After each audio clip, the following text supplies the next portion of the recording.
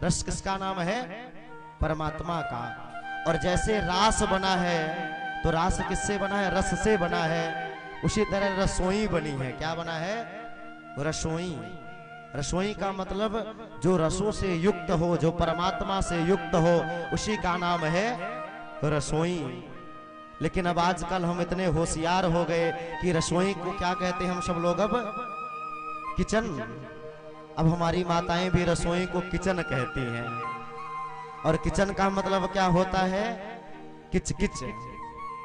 और जब घर में किचन बना लिए, घर में किच किच होने लगी, तो एक किचन से 4 किचन बनते देर नहीं लगती। फिर घर में एक किचन बना और एक किचन से 4 किचन हो जाते हैं, 4 जगह भोजन बनने लगता है।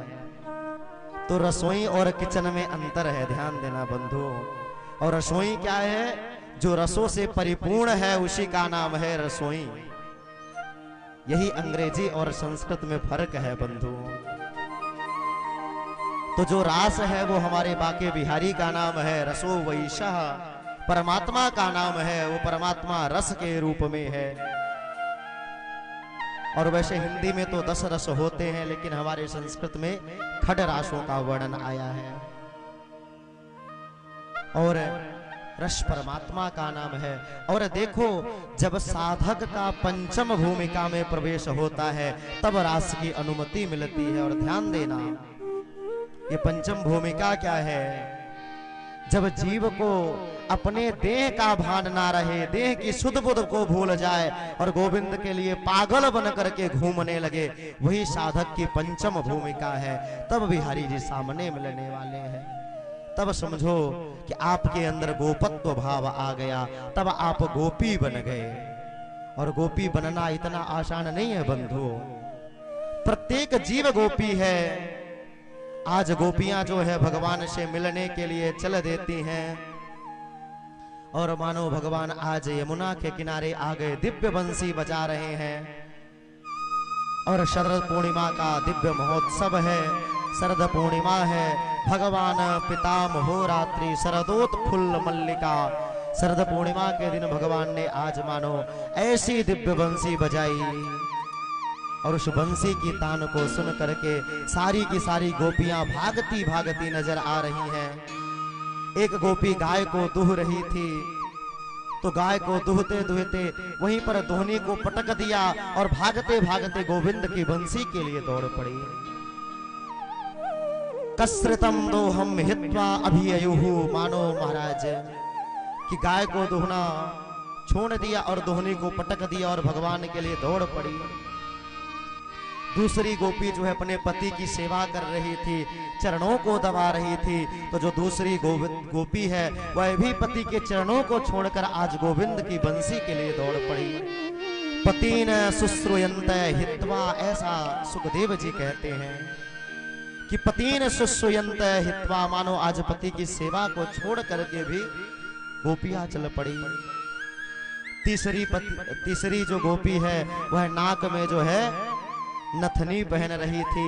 तो आज जब गोविंद की बंसी को सुना तो नाक वाली नथनी जो है कान में पहन लिया और भाग चली गोविंद के लिए। चौथी गोपी जो है लीपा पोती कर रही थी, श्रृंगार कर रही थी। लीपा पोती माने श्रृंगार करना। तो जो लीपा पोती कर रही थी, श्रृंगार कर रही थी, तो जो आंखों वाला काजल है वह ओठों में लगा लिया, जो माथे की बिंदिया है वह गाल में लगा लिया। और आज भगवान से मिलने चल देती हैं गोपियां। शरीर का जब भान ना रहे तब गोपत्व भाव आता है। कैसे?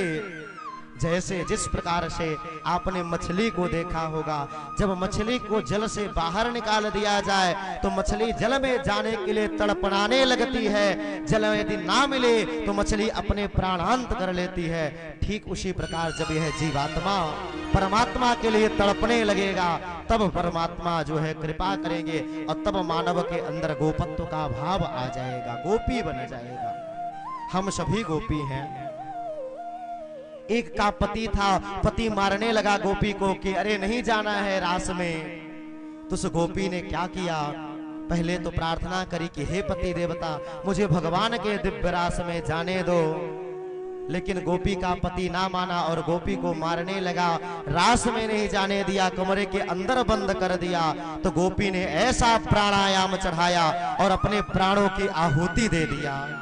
ये गोपत्व भाव होता है।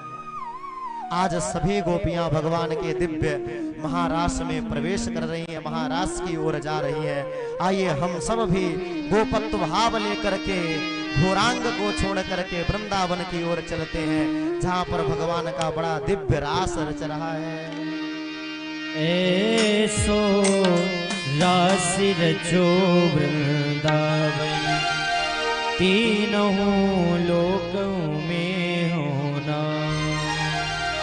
लोकों में होना, तीनों लोकों में होना। हा हा हा हा, लोकन में होना, तीनों लोकन में होना। ऐसो हुए सो रास रचो वृंदावन, तीनों लोकन में होना। ऐसो रास रचो वृंदावन, तीनों लोकन में होना, लोकन में होना, तीनों लोकन में होना।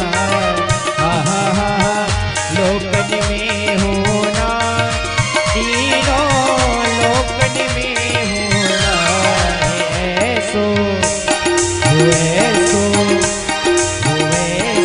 रास रचो वृंदावन, तीनों लोकन में होना। ऐसो रास रचो वृंदावन, तीनों लोकन में होना। बोले रास बिहारी सरकार की जय हो।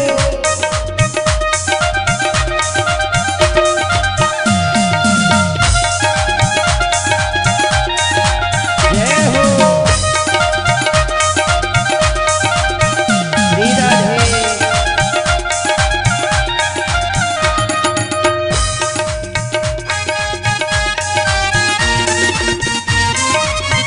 घूमते हुए बिजली की ताली बजाना सभी।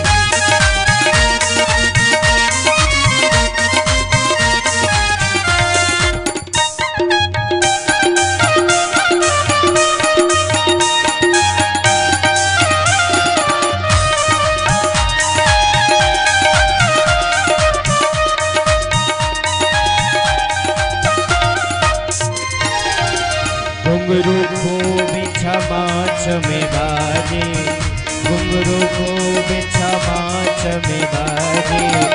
बाजत बिछुआ बहुत ही बाजे, बाजत बिछुआ बहुत ही बाजे। अंग अंग में गहना बाजे, देखो सुंदर की झनकार।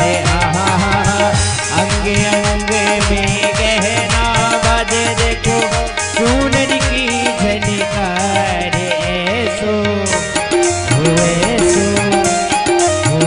सो रास रचो वृंदावन, हे रही पायल की झनकार। ऐसो रास रचो वृंदावन, हो रही पायल की झनकार।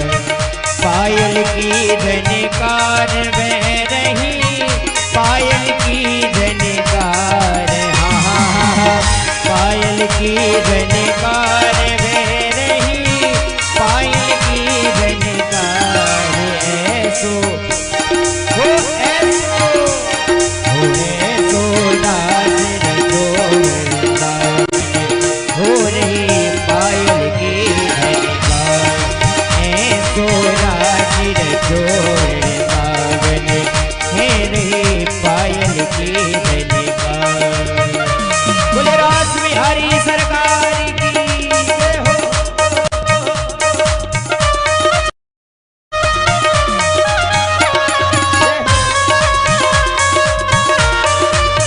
श्री राधे।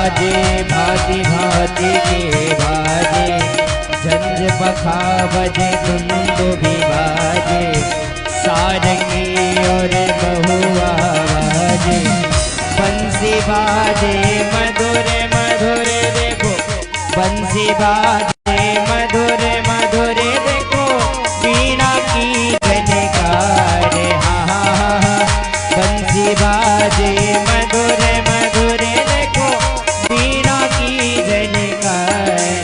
ऐसो हो ऐसो रासिर जोड़ कावन, मेरी पायल की झनकार, ऐसो रासिर जोड़ कावन, मेरी पायल की झनकार। हाँ पायल की झनकार बह रही, पायल की झनकार, हाँ हाँ हाँ पायल की झनकार बह रही, पायल की झनकार। ऐसो हो ऐसो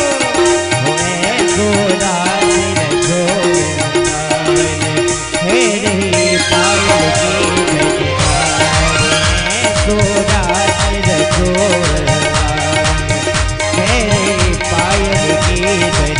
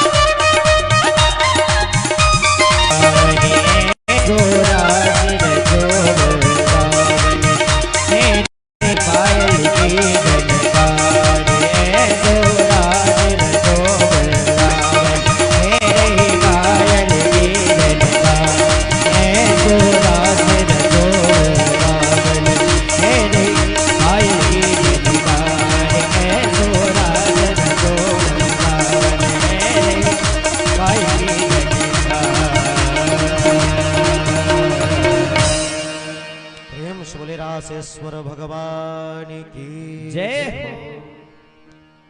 इस प्रकार से भगवान ने दिव्य रास लीलाओं में प्रवेश करते हैं, लेकिन हमने बताया कि जिसके अंदर गोपत्व भाव आ जाता है, जो साधक की पंचम भूमिका है, उसी का महारास में प्रवेश मिलता। मानो संसार में तो वैसे देखो 4 प्रकार के लोग होते हैं। कौन कौन से लोग होते हैं? पहले आत्माराम।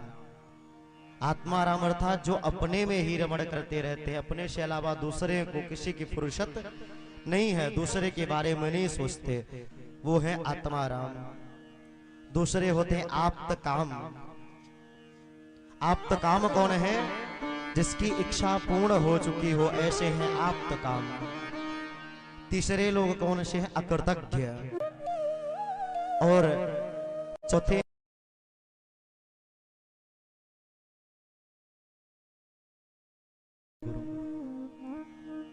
तो जो चौथे वाले लोग हैं, जो गुरुद्रोही हैं, ऐसे लोगों से तो बात ही नहीं करना चाहिए। भगवान ने और धर्म सम्राट करपात्री जी ने सिद्ध किया कि ये जो रास पंचाध्यायी है, यही भागवत की आत्मा है। सुखदेव जी ने शायद इसीलिए इस रास क्योंकि इसको वही समझ सकता है जो भगवान का प्रेमी बन जाए, जो भगवान से प्रेम करता हो। अपने से प्रेम करने वाला कभी इसको समझने वाला नहीं है। अरे जो कन्हैया पर लोग कहते हैं कि कन्हैया ने महारास लीला किया, वस्त्र का हरण किया, जब भगवान ने चीर हरण किया था उस समय ठाकुर की उम्र 8 साल थी। कितने वर्ष के थे कन्हैया? 8 साल के बच्चे थे। और जब भगवान के 11 वर्ष के बच्चे को कभी काम छू भी नहीं सकता, काम के